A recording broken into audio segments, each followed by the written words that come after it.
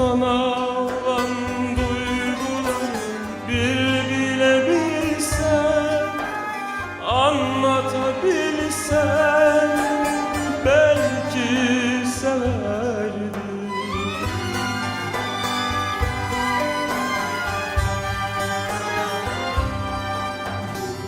İçimdeki hasretini bir duyabilsen, anlayabilsen belki benimdi.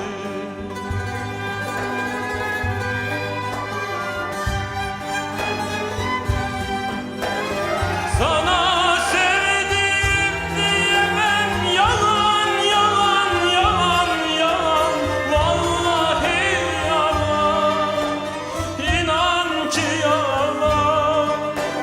Sen kara sevdamsın benim, duman duman duman duman, hasretin tüter içimde yalan. Ah be yar yar, yine başımda sevdam. Ah le yar yar, geceler kara zindan. Ah le yar yar, bir parçacık canım kaldı, onu da sen al. Ah le yar yar, yine başıma sevdam.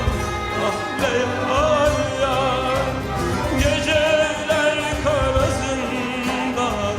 Ah le yar yar, bir parçacık canım kaldı, onu da sen al.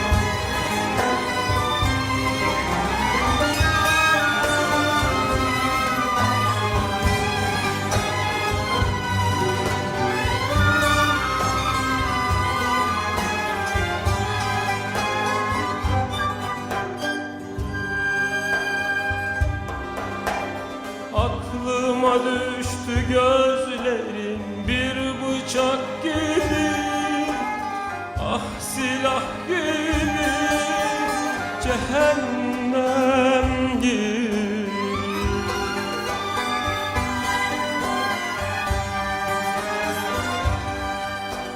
Söylenmemiş türkümdün sen, unutmam seni, unutmam.